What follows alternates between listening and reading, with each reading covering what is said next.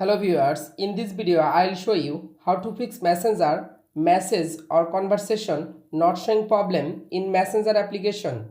If you want to solve this problem, please follow the step. Step 1. Long press or long tap in Messenger application. Go to Apps Info. Click on Storage. Again click on Clear Data. Tap on Clear Cache Data. Step 2. Open Play Store. Go to search Messenger app, update your Messenger application latest version.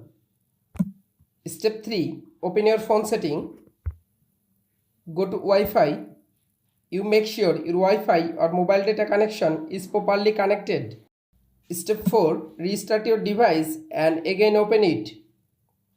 Step 5. Again open your Messenger application. You can follow all of the steps to fix Messenger message or conversation or chat not showing problem solved.